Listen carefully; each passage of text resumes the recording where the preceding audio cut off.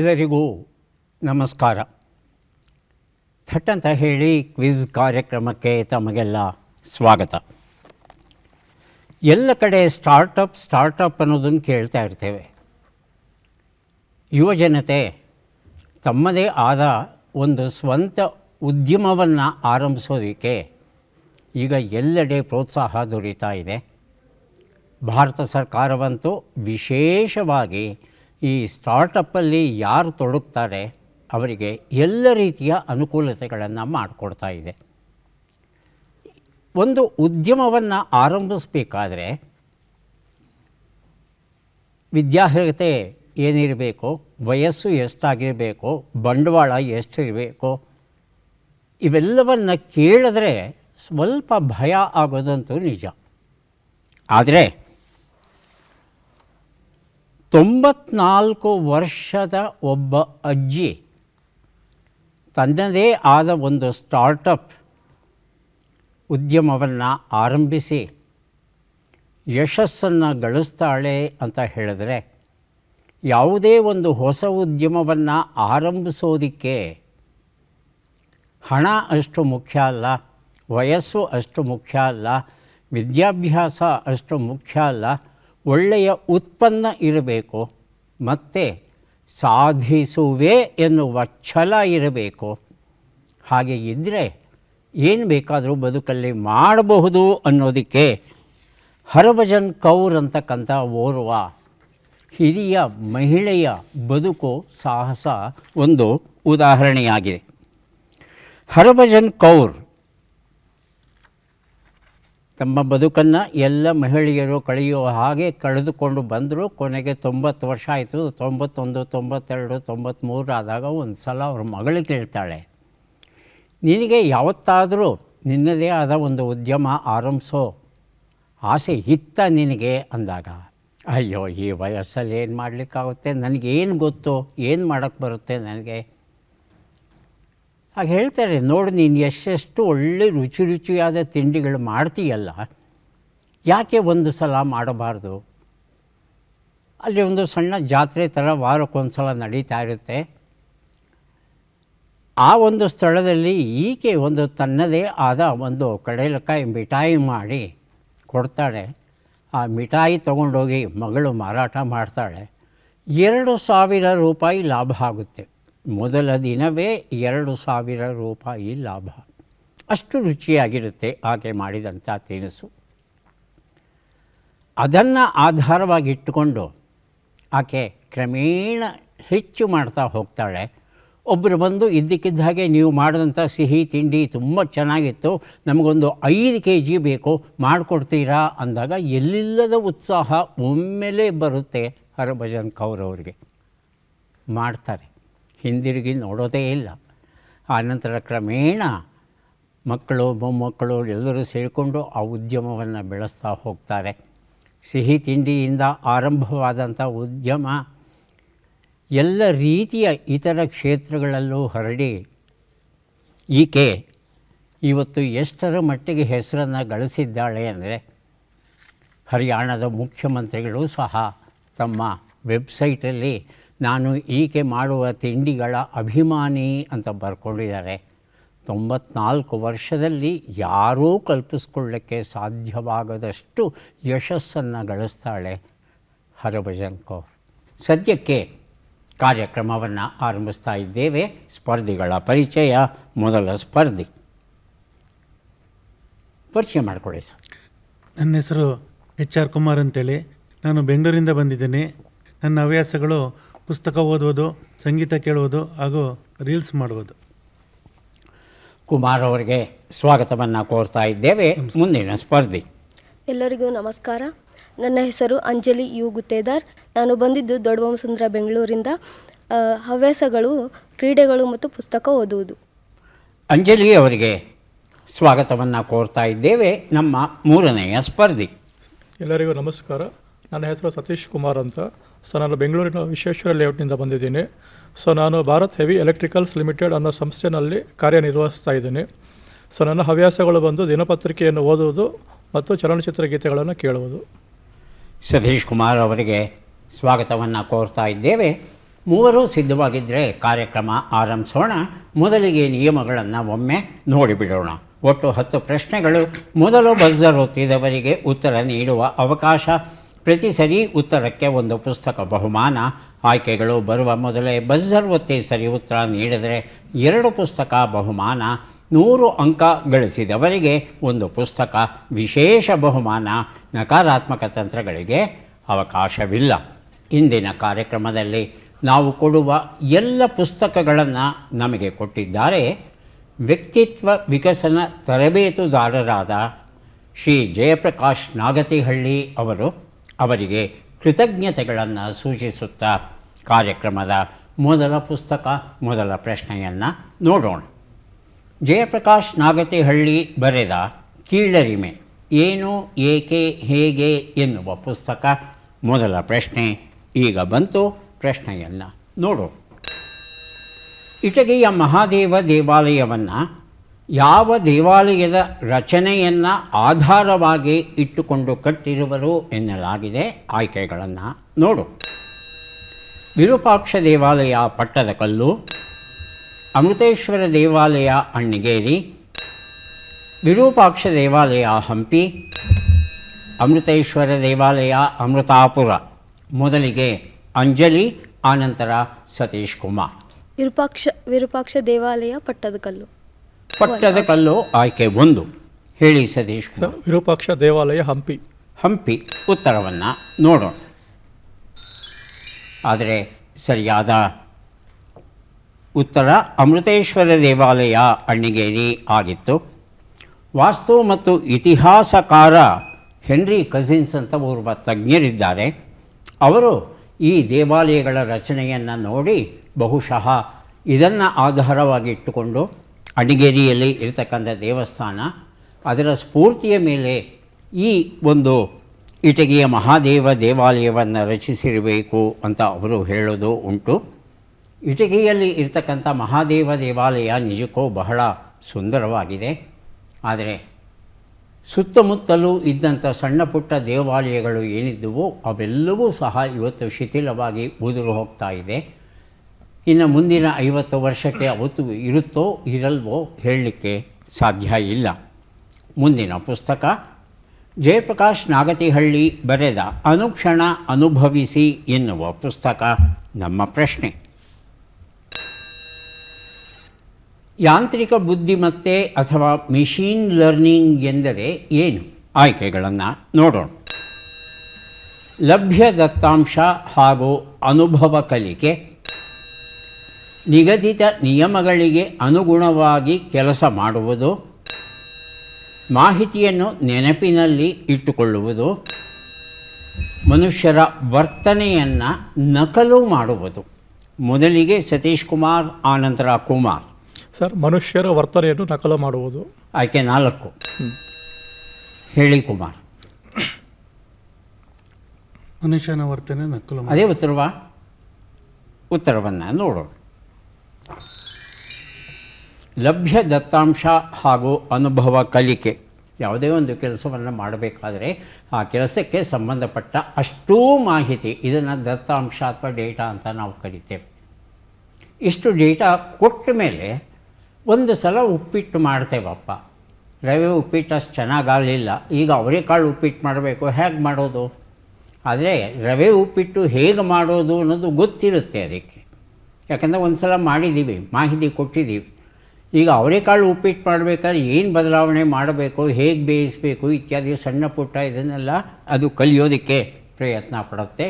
ಹೀಗೆ ತನ್ನ ಅನುಭವಗಳ ಮೂಲಕ ಕಲಿತು ಎಲ್ಲ ಮಾಹಿತಿಯನ್ನು ಇಟ್ಟುಕೊಂಡು ನಾವೇನು ದತ್ತಾಂಶ ಕೊಟ್ಟಿದ್ದೇವೆ ಅದರ ಜೊತೆಗೆ ತನ್ನ ಅನುಭವವನ್ನು ಸಹ ರೂಢಿಸಿಕೊಂಡು ಸಂಗ್ರಹ ಮಾಡಿಕೊಂಡು ಮುಂದಿನ ಸಂದರ್ಭಗಳಲ್ಲಿ ಅದನ್ನು ಸಮಯೋಚಿತವಾಗಿ ಸೂಕ್ತವಾಗಿ ಬಳಸುವ ಒಂದು ವ್ಯವಸ್ಥೆ, ಇದನ್ನು ಮೆಷಿನ್ ಲರ್ನಿಂಗ್ ಅಂತ ಕರೀತೇವೆ. ಮುಂದಿನ ಪುಸ್ತಕ ವ್ಯಕ್ತಿತ್ವ ಚಂದನ, ಸುಂದರ ಬದುಕಿಗೆ ಸಂವಾದ. ಜಯಪ್ರಕಾಶ್ ನಾಗತಿಹಳ್ಳಿ ಅವರು ಬರೆದಂಥ ಪುಸ್ತಕ. ನಮ್ಮ ಪ್ರಶ್ನೆ ಷಷ್ಠಬ್ದ ಶಾಂತಿಯನ್ನು ನಡೆಸಲು ಮುಖ್ಯ ಕಾರಣವೇನು? ಆಯ್ಕೆಗಳನ್ನು ನೋಡೋಣ. ಸಾಂಸಾರಿಕ ಜವಾಬ್ದಾರಿ ಮುಗಿದಿರುತ್ತೆ, ಆಂತರಿಕ ಪಯಣದ ಆರಂಭ, ದೇಹದಲ್ಲಿ ಬದಲಾವಣೆಗಳಾಗಿರುತ್ತವೆ. ಸಂವತ್ಸರ ಚಕ್ರ ಪೂರ್ಣಗೊಂಡಿರುತ್ತೆ. ಮೊದಲಿಗೆ ಸತೀಶ್ ಕುಮಾರ್, ಆನಂತರ ಅಂಜಲಿ. ಸರ್, ಆಯ್ಕೆ 2 ಆಂತರಿಕ ಪಯಣದ ಆರಂಭ. ಪಯಣದ ಆರಂಭ. ಅಂಜಲಿ. ದೇಹದಲ್ಲಿ ಬದಲಾವಣೆ. ದೇಹದಲ್ಲಿ ಬದಲಾವಣೆಗಳು ಆಗಿರುತ್ತೆ. ಉತ್ತರವನ್ನು ನೋಡೋಣ. ಸಂವತ್ಸರ ಚಕ್ರ ಅನ್ನೋದು ಸರಿಯಾದ ಉತ್ತರ ಆಗಿತ್ತು. ಹೌದು, 60 ವರ್ಷಗಳಾದಾಗ ಸಾಂಸಾರಿಕ ಜವಾಬ್ದಾರಿಯಲ್ಲಿ ಬಹಳಷ್ಟು ಮುಗಿದಿರುತ್ತೆ. ನಿಜ. ದೇಹದಲ್ಲಿ ಬದಲಾವಣೆಗಳಾಗುತ್ತೆ. 60 ಬಂತು ಅಂದರೆ ಅರಳು ಮರಳು ಅಂತ ನಾವೇನು ಹೇಳ್ತೇವೆ. ಹಾಗಾಗಿ ದೇಹದ ದೈಹಿಕ ಮಾನಸಿಕ ಕೆಲಸ ಕಾರ್ಯಗಳಲ್ಲಿ ಏರುಪೇರಾಗ್ತಾ ಇರುತ್ತೆ. ಆಂತರಿಕ ಪಯಣದ ಆರಂಭ. ಎಲ್ಲೋ ಒಂದು ಕಡೆ ಈ ಸಂಸಾರ ಸಾಕಪ್ಪ ಅಂತ ಹೇಳಿ ದೇವರು, ಧರ್ಮ, ಮನುಷ್ಯನ ಬದುಕು ಇತ್ಯಾದಿಗಳ ಬಗ್ಗೆ ಯೋಚನೆ ಮಾಡುವ ಕಾಲವೂ ಬಂದಿರುತ್ತೆ. ಅದೂ ನಿಜ. ಆದರೆ ಈ ಷಷ್ಠಬ್ದ ಶಾಂತಿಯನ್ನು ನಡೆಸೋದಕ್ಕೆ ಕಾರಣ 60 ವರ್ಷಗಳ ಒಂದು ಚಕ್ರವನ್ನು ಪೂರ್ಣಗೊಳಿಸಿರುತ್ತೇವೆ.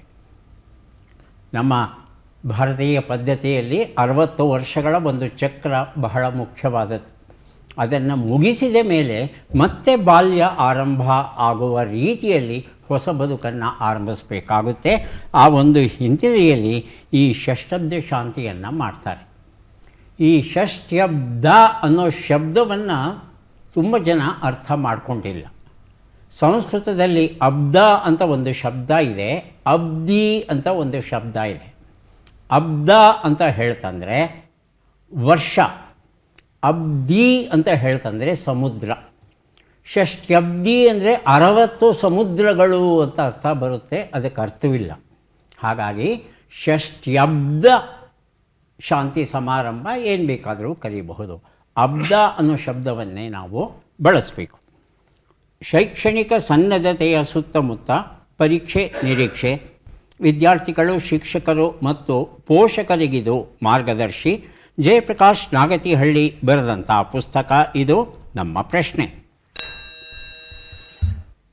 ಬ್ರಿಟಿಷರು ತಮ್ಮ ಮೊದಲನೆಯ ವಿವಾಹ ವಾರ್ಷಿಕೋತ್ಸವವನ್ನು ಯಾವ ಹೆಸರಿನಿಂದ ಆಚರಿಸುತ್ತಾರೆ? ಆಯ್ಕೆಗಳನ್ನು ನೋಡೋಣ. Cardboard anniversary, tin anniversary, paper anniversary, leather anniversary. ಮೊದಲಿಗೆ ಅಂಜಲಿ, ಆನಂತರ Satish Kumar. Sir, paper anniversary. Paper anniversary. ಹೇಳಿ Satish Kumar. Sir, tin anniversary. Tin anniversary. ಉತ್ತರವನ್ನು ನೋಡೋಣ. ಪೇಪರ್ ಆ್ಯನಿವರ್ಸರಿ ಉತ್ತರ ಸರಿಯಾಗಿದೆ. ಅಂಜಲಿ ಅವರಿಗೆ ಪರೀಕ್ಷೆ ನಿರೀಕ್ಷೆ ಈ ಒಂದು ಪುಸ್ತಕವನ್ನು ಕೊಟ್ಟಿದ್ದೇವೆ. ಬಹಳ ಅರ್ಥವತ್ತಾದಂಥ ಹೆಸರು. ಮದುವೆಯಾದ ಮೊದಲ ವರ್ಷ ಹುಡುಗ ಹುಡುಗಿ ಒಬ್ಬರನ್ನೊಬ್ಬರು ಅರ್ಥ ಮಾಡಿಕೊಂಡು ಒಟ್ಟಿಗೆ ಬದುಕನ್ನು ನಡೆಸುವ ಅನುಭವ ಸಾಕಷ್ಟು ಸಿಕ್ಕಿರೋಲ್ಲ ಅವರಿಗೆ. ಯಾವ ಕ್ಷಣದಲ್ಲಿ ಬೇಕಾದರೂ ಅವರಲ್ಲಿ ಭಿನ್ನಾಭಿಪ್ರಾಯ ಬರಬಹುದು, ವಿಚ್ಛೇದನ ಆಗಬಹುದು. ಅಂದಿನ ಕಾಲದ ಬ್ರಿಟನ್ ಸಮಾಜದ ಚಿತ್ರ ಇದು. ಮೊದಲ ವರ್ಷದಲ್ಲೇ ವಿಚ್ಛೇದನ ಸಾಮಾನ್ಯವಾಗಿ ಇದ್ದ ಹಿನ್ನೆಲೆಯಲ್ಲಿ ಪೇಪರ್ ಆ್ಯನಿವರ್ಸರಿ ಅಂತ ಕರೆದರು. ಪೇಪರ್ ಬಹಳ ಸುಲಭವಾಗಿ ಹರಿದು ಹೋಗುತ್ತದೆ. ಹಾಗಾಗಿ ಮೊದಲ ವರ್ಷ ಬಹಳ ಬಹಳ ಮುಖ್ಯವಾದ ವರ್ಷ. ಒಬ್ಬರನ್ನೊಬ್ಬರು ಅರ್ಥ ಮಾಡಿಕೊಂಡು ಒಬ್ಬರ ಅಗತ್ಯಗಳನ್ನು ಮತ್ತೊಬ್ಬರು ಹೇಳದೆ ತಿಳ್ಕೊಂಡು ಕಾರ್ಯರೂಪಕ್ಕೆ ತರುವಂಥ ವರ್ಷ. ಅದು ಯಶಸ್ವಿಯಾದರೆ ಮುಂದೆ ವಿವಾಹ ಬಹಳ ಗಟ್ಟಿಯಾಗಿ ಹೋಗುತ್ತೆ ಅಂತ ಅವರ ನಂಬಿಕೆ. ಹಾಗಾಗಿ ಪೇಪರ್ ಆ್ಯನಿವರ್ಸರಿ ಅಂತ ಕರೀತಾರೆ ಮೊದಲನೇ ವರ್ಷದ ವಿವಾಹ ವಾರ್ಷಿಕೋತ್ಸವವನ್ನು. ಸಾಹಿತ್ಯ ಚಂದನ, ಜಯಪ್ರಕಾಶ್ ನಾಗತಿಹಳ್ಳಿ ಬರೆದಂಥ ಪುಸ್ತಕ ಇದು. ಟಿ ವಿ ಸಂದರ್ಶನದಲ್ಲಿ ಕನ್ನಡದ ಕಂಪು ಅಂತ ಹೇಳ್ತಾರೆ. ಪ್ರಶ್ನೆ: ಬಿಟ್ಟಕ್ಷರಗಳನ್ನು ತುಂಬಿ. ಕ, ರ, ಗೋ, ಕ, ಗ.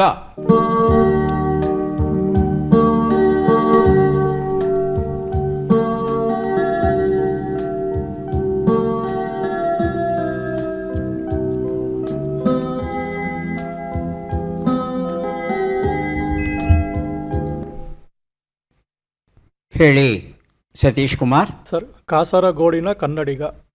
ಕಾಸರಗೋಡಿನ ಕನ್ನಡಿಗ ಅಂತ ಹೇಳ್ತಾ ಇದ್ದಾರೆ. ಹೌದಾ, ನೋಡೋಣ. ಕಾಸರಗೋಡಿನ ಕನ್ನಡಿಗ ಉತ್ತರ ಸರಿಯಾಗಿದೆ. ಸಾಹಿತ್ಯ ಚಂದನ ಎನ್ನುವ ಈ ಒಂದು ಪುಸ್ತಕವನ್ನು ಸತೀಶ್ ಕುಮಾರ್ ಅವರಿಗೆ ಕೊಟ್ಟಿದ್ದೇವೆ. ಸೋಲುಗಳಿಗೆ ಅಂಜದಿರಿ ಎನ್ನುವ ಪುಸ್ತಕ ಜಯಪ್ರಕಾಶ್ ನಾಗತಿಹಳ್ಳಿ ಇದನ್ನು ಬರೆದಿದ್ದಾರೆ. ನಮ್ಮ ಪ್ರಶ್ನೆ: ಈ ಕೆಳಗಿನ ಲೆಕ್ಕಗಳನ್ನು ಪೂರ್ಣಗೊಳಿಸಿ ಉತ್ತರಗಳನ್ನೆಲ್ಲ ಕೂಡಿ ಅಂತಿಮ ಉತ್ತರವನ್ನು ನೀಡಿ. ಲೆಕ್ಕಗಳು ಬಂದಿವೆ.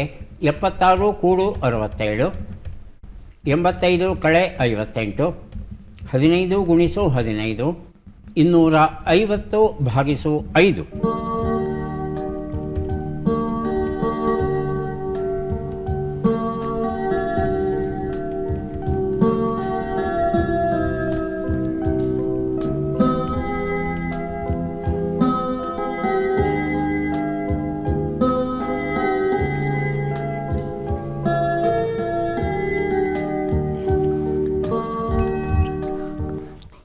ಬಜರುತ್ತಿದ್ದಾರೆ ಸತೀಶ್ ಕುಮಾರ್. ಅಂತಿಮ ಉತ್ತರ ಸರ್, 3, 4, 1, 341.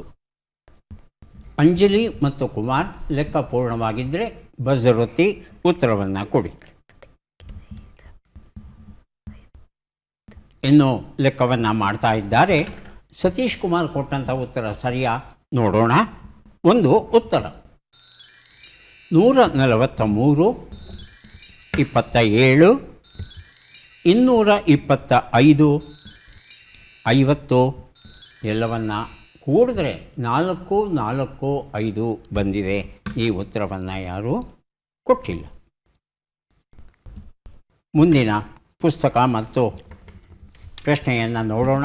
ತರಬೇತಿಯಿಂದ ಯಶಸ್ಸು, ಜಯಪ್ರಕಾಶ್ ನಾಗತಿಹಳ್ಳಿ ಬರೆದಂಥ ಪುಸ್ತಕ ಇದು. ಪ್ರಶ್ನೆ: ಈ ಪದ್ಮ ಪುರಸ್ಕೃತರನ್ನು ಗುರುತಿಸಿ. ಚಿತ್ರವನ್ನು ನೋಡೋಣ.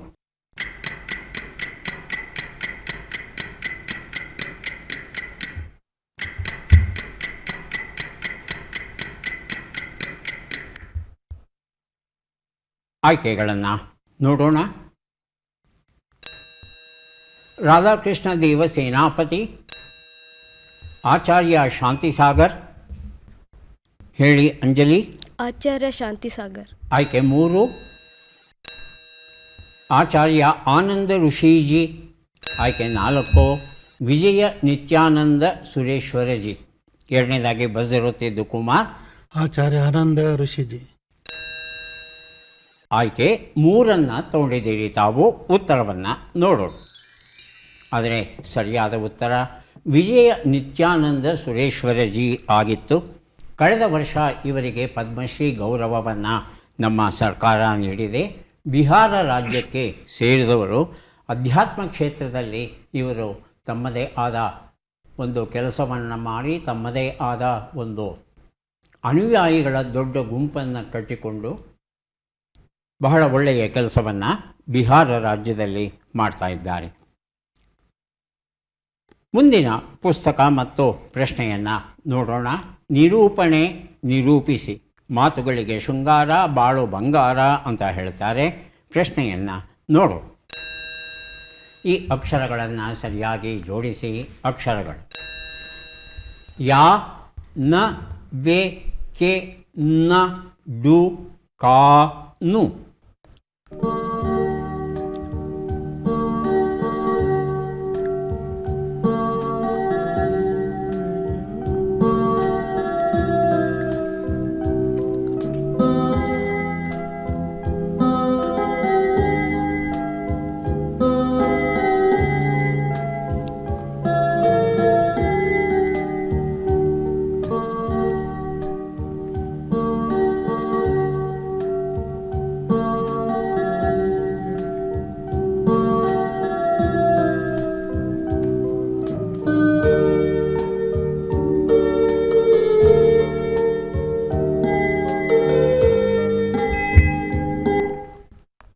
ಸತೀಶ್ ಕುಮಾರ್. ಸರ್, ಕಾಡುವೆ ಯಾಕೆ ನನ್ನನ್ನು. ಇನ್ನೊಂದ್ಸಲ ಹೇಳಿ. ಕಾಡುವೆ ಯಾಕೆ ನನ್ನ. ಕಾಡುವೆ ಯಾಕೆ ನನ್ನನು. ಅಂಜಲಿ ಮತ್ತು ಕುಮಾರ್ ಸರಿ ಇರಬಹುದಾ? ಉತ್ತರ ಬೇರೆ ಇರಬಹುದಾ? ಪರೀಕ್ಷಿಸೋಣ. ಯಾಕೆ ಕಾಡುವೆ ನನ್ನನ್ನು, ಕಾಡುವೆ ಯಾಕೆ ನನ್ನನ್ನು, ನನ್ನನ್ನು ಯಾಕೆ ಕಾಡುವೆ? ಯಾವ ರೀತಿಯ ಶಬ್ದಗಳ ಜೋಡಣೆ ಆದರೂ ಉತ್ತರ ಸರಿಯಾಗೇ ಬರುತ್ತೆ. ಉತ್ತರ ಸರಿ ಅಂತ ಸ್ವೀಕರಿಸಿ ನಿರೂಪಣೆ ನಿರೂಪಿಸಿ ಎನ್ನುವ ಈ ಒಂದು ಪುಸ್ತಕವನ್ನು ಸತೀಶ್ ಕುಮಾರ್ ಅವರಿಗೆ ಕೊಟ್ಟಿದ್ದೇವೆ. ಈಗ 3 ಪುಸ್ತಕಗಳನ್ನು ಕೊಡುವಂಥ ಕ್ಷಣ ಬಂತು. ಪದಬಂಧ ಸುಳುಹುಗಳನ್ನು ನೋಡೋಣ. ಮುಖಸ್ತುತಿ ಮಾಡು ಹೊಗಳು ಕಲೆತು ಹೋಗು ಬಾಗಿರುವ.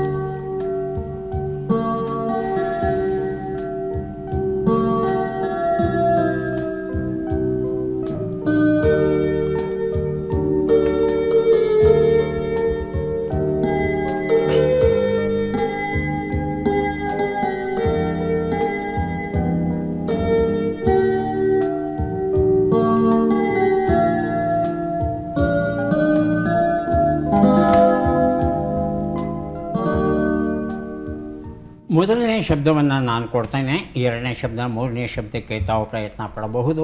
1 ಉತ್ತರ ಗಿಲೀಟು ಮಾಡು, 2 ಉತ್ತರ ಕಲೆತು ಹೋಗು. 1ರಲ್ಲಿ 1 ಕಲೆತು ಹೋಗು, ಬೆರೆತು ಹೋಗು ಎನ್ನುವ ಅರ್ಥ. ಹೇಳಿ ಸತೀಶ್ ಕುಮಾರ್. ವಿಲೀನ.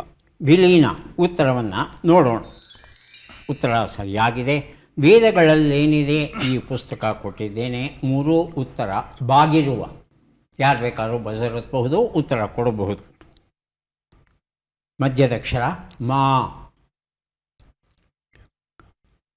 ಕಾಮನ ಬಿಲ್ಲು ಬಾಗಿರಲ್ವೇ, ಅದಕ್ಕೇನು ಹೇಳ್ತೇವೆ? ಹೇಳಿ ಸತೀಶ್ ಕುಮಾರ್. ಕಮಾನು. ಕಮಾನು. ಕಮಾನು ಉತ್ತರವನ್ನು ನೋಡೋಣ. ಕಮಾನು ಉತ್ತರ ಸರಿಯಾಗಿದೆ. ಲೆಫ್ಟಿನೆಂಟ್ ಕರ್ನಲ್ ದಿವಾಕರ ನಾಯ್ಡು ಅವರ ಜೀವನ ಗಾಥೆ ವರದರಾಜನ್ ಬರೆದಿರುವಂಥದ್ದು. ಸತೀಶ್ ಕುಮಾರ್ ಅವರಿಗೆ ಕೊಟ್ಟಿದ್ದೇವೆ. ಈಗ ಬಂದಿದ್ದೇವೆ ಕೊನೆಯ ಘಟ್ಟಕ್ಕೆ. ಚಟ್ಪಟ್ ಚಿನ್ಕುರಳಿ 5 ಪ್ರಶ್ನೆಗಳು. ಮೊದಲ ಅವಕಾಶ ಕುಮಾರ್ ಅವರಿಗೆ ಬರ್ತಾ ಇದೆ. ಸಿದ್ಧವಾಗಿದ್ದರೆ ಪ್ರಶ್ನೆಗಳನ್ನು ಆರಂಭಿಸ್ತೇವೆ. ಕೋಳಿನಿದ್ದೆ ಎಂಬ ನುಡಿಗಟ್ಟಿನ ಅರ್ಥವೇನು? ಅಲ್ಪನಿದ್ದೆ, ಗಾಢನಿದ್ದೆ. ಅಲ್ಪನಿದ್ದೆ. ಮುಂದಿನ ಪ್ರಶ್ನೆ. ಕೊಡಗೈ ದಾನಿ ಎಂಬ ಅರ್ಥವನ್ನು ಕೊಡುವ ಶಬ್ದ ಯಾವುದು? ಬಾಗಿ, ಚಾಗಿ. ಬಾಗಿ. ಮುಂದಿನ ಪ್ರಶ್ನೆ. ವಾರಾಣಸಿ ಹೆಸರು ಹೇಗೆ ಬಂದಿತು? 2 ನದಿಗಳಿಂದ, 2 ಬೆಟ್ಟಗಳಿಂದ. 2 ನದಿಗಳಿಂದ. ಮುಂದಿನ ಪ್ರಶ್ನೆ. ಈ ಗಾದೆಯನ್ನು ಪೂರ್ಣಗೊಳಿಸಿ. ಅನ್ನ ಹಾಕಿದ ಮನೆ ಹಾಳಲ್ಲ.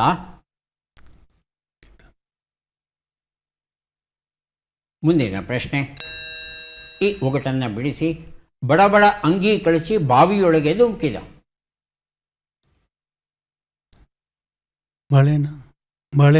ಬಾಳೆಹಣ್ಣು ಉತ್ತರವನ್ನು ನೋಡ್ತಾ ಹೋಗೋಣ. 1 ಉತ್ತರ ಕೋಳಿ ನಿದ್ದೆ, ಅಲ್ಪನಿದ್ದೆ ಸರಿಯಾಗಿದೆ. 2ನೇ ಪ್ರಶ್ನೆಗೆ ಉತ್ತರ ಅದು ಚಾಗಿ ಆಗಿತ್ತು, ಬಾಗಿ ಅಂತ ಹೇಳಿದ್ರೆ. 3ನೇ ಪ್ರಶ್ನೆಗೆ ಉತ್ತರ 2 ನದಿಗಳಿಂದ. ವಾರಣ ಪ್ಲಸ್ ಹಸಿ 2 ನದಿಯಿಂದ ವಾರಾಣಸಿ ಆಗಿದೆ. 4ನೇ ಪ್ರಶ್ನೆಗೆ ಉತ್ತರ ಅನ್ನ ಹಾಕಿದ ಮನೆ ಹಾಳಲ್ಲ, ಗೊಬ್ಬರ ಹಾಕಿದ ಹೊಲ ಕೆಡಲ್ಲ ಅನ್ನೋದು ಸರಿಯಾದ ರೂಪ. 5ನೇ ಪ್ರಶ್ನೆಗೆ ಉತ್ತರ ಬಾಳೆಹಣ್ಣು ಸರಿಯಾಗಿದೆ. ಎಷ್ಟು ಸರಿ ಉತ್ತರ ಕೊಟ್ಟಿದ್ದೀರಾ? 3 ಅಲ್ವಾ? 3 ಪುಸ್ತಕಗಳನ್ನು ತಮಗೆ ಕೊಡ್ತಾ ಇದ್ದೇವೆ. ಈಗ ಅವಕಾಶ ಅಂಜಲಿ ಅವರಿಗೆ ಬರ್ತಾ ಇದೆ. ಅಂಜಲಿಯವರು ಸಿದ್ಧವಾಗಿದ್ದರೆ ಪ್ರಶ್ನೆಗಳನ್ನು ಆರಂಭಿಸ್ತೇವೆ. ಮೊದಲ ಪ್ರಶ್ನೆ. ಅಬ್ಬೇಪಾರಿ ಎಂಬ ನುಡಿಗಟ್ಟಿನ ಅರ್ಥವೇನು? ಜವಾಬ್ದಾರಿ ಇರುವವನು, ಜವಾಬ್ದಾರಿ ಇಲ್ಲದವನು. ಜವಾಬ್ದಾರಿ ಇಲ್ಲದವನು. ಇಲ್ಲದವನು. ಮುಂದಿನ ಪ್ರಶ್ನೆ. ಸಿಂಪಡಿಸುವುದು, ಚಿಮುಕಿಸುವುದು ಎಂಬ ಅರ್ಥವನ್ನು ಕೊಡುವ ಶಬ್ದ ಯಾವುದು? ಚಳಯ, ಚಳಿಸು. ಚಳಯ. ಚಳಯ. ಚಳಯ. 3ನೇ ಪ್ರಶ್ನೆ. ಇಂದ್ರನ ಆನೆ ಐರಾವತಕ್ಕೆ ಎಷ್ಟು ದಂತಗಳಿವೆ? 4, 8. 8. ಮುಂದಿನ ಪ್ರಶ್ನೆ. ಈ ಗಾದೆಯನ್ನು ಪೂರ್ಣಗೊಳಿಸಿ. ಅಪ್ಪ ಅವ್ವನಂತಹ ನೆಂಟರಿಲ್ಲ,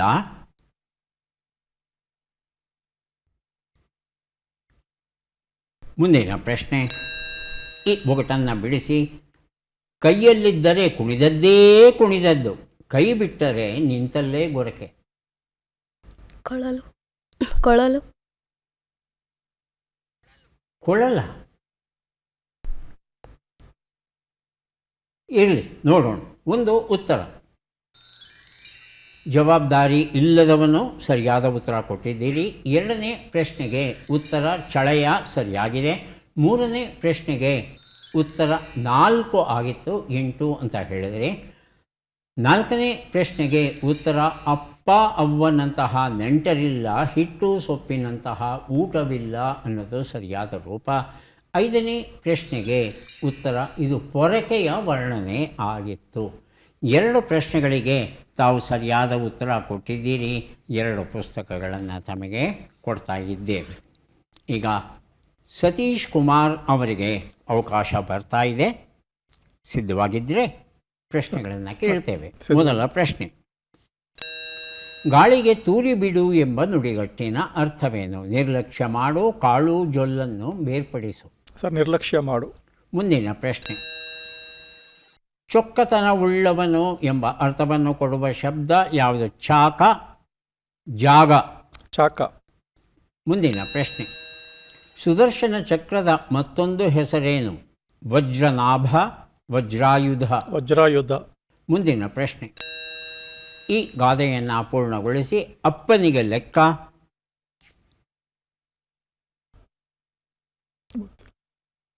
ಮುಂದಿನ ಪ್ರಶ್ನೆ. ಈ ಒಗಟನ್ನು ಬಿಡಿಸಿ. ಕೆಂಪು ಕುದುರೆ ಕರಿ ತಡಿ, ಒಬ್ಬ ಏರ್ತಾನೆ ಒಬ್ಬ ಇಳಿತಾನೆ. ಕಲ್ಲಂಗಡಿ ಹಣ್ಣು. ಕಲ್ಲಂಗಡಿ ಹಣ್ಣು. ಉತ್ತರವನ್ನು ನೋಡ್ತಾ ಹೋಗೋಣ.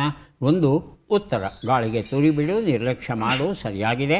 ಎರಡನೇ ಪ್ರಶ್ನೆಗೆ ಉತ್ತರ ಚಾಕ ಸರಿಯಾಗಿದೆ. ಮೂರನೇ ಪ್ರಶ್ನೆಗೆ ಉತ್ತರವನ್ನು ನೋಡೋಣ. ಇದು ವಜ್ರನಾಭ ಆಗಿತ್ತು. ವಜ್ರಾಯುಧ ಅನ್ನೋದು ಇಂದ್ರನ ಆಯುಧ, ಅದು ಸುದರ್ಶನ ಚಕ್ರದ ಮತ್ತೊಂದು ಹೆಸರಲ್ಲ. ನಾಲ್ಕನೇ ಪ್ರಶ್ನೆಗೆ ಉತ್ತರ ಅಪ್ಪನಿಗೆ ಲೆಕ್ಕ, ಅವ್ವನಿಗೆ ದುಃಖ. ಮಗಳು ಮನೆಗೆ ಬಂದಿದ್ದಾಳೆ, ಒಳ್ಳೆ ಸೀರೆ ಕೊಡಿಸೋಣ ಅಂತ ಅಮ್ಮನಿಗೆ ಆಸೆ, ಆದರೆ ಅಪ್ಪನಿಗೆ ದುಡ್ಡು ಖರ್ಚಾಗುತ್ತಲ್ಲ ಅಂತ. ಅಪ್ಪನಿಗೆ ಲೆಕ್ಕ, ಅವ್ವನಿಗೆ ದುಃಖ. ಐದನೇ ಪ್ರಶ್ನೆಗೆ ಉತ್ತರ ಇದು ರೊಟ್ಟಿ ಸುಡೋದು ಒಂದು ವರ್ಣನೆ ಆಗಿತ್ತು. 2 ಪ್ರಶ್ನೆಗಳಿಗೆ ತಾವು ಸರಿಯಾದ ಉತ್ತರ ಕೊಟ್ಟಿದ್ದೀರಿ.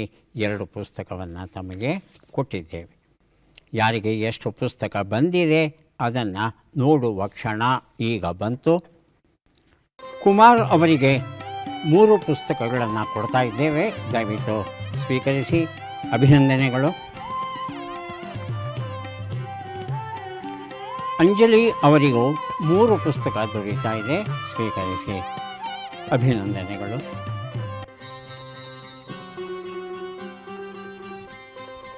ಐದು ಪುಸ್ತಕ ಸ್ವೀಕರಿಸಿ. ಅಭಿನಂದನೆಗಳು.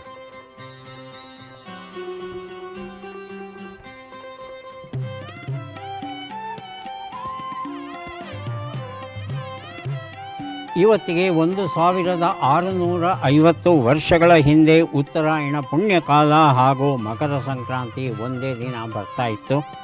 ಆದರೆ 72 ವರ್ಷಗಳಿಗೆ 1 ಡಿಗ್ರಿ ಬಾಗುತ್ತಂತೆ ಭೂಮಿ. ಹಾಗಾಗಿ ಒಂದೇ ದಿನ ಬರ್ತಾ ಇದ್ದಂಥ ಈ 2 ಘಟನೆಗಳು ಕ್ರಮೇಣ ಬೇರೆ ಬೇರೆ ಆಗ್ತಾ ಹೋಯಿತು. ಈಗ ಉತ್ತರಾಯಣ ಪುಣ್ಯಕಾಲ ಡಿಸೆಂಬರ್ 21 ಬಂದರೆ ಮಕರ ಸಂಕ್ರಾಂತಿ 14ರಂದು, ಜನವರಿ 14ರಂದು ಬರುತ್ತೆ. ಮತ್ತೆ ಭೇಟಿಗೆ ಆಗೋಣ. ನಮಸ್ಕಾರ.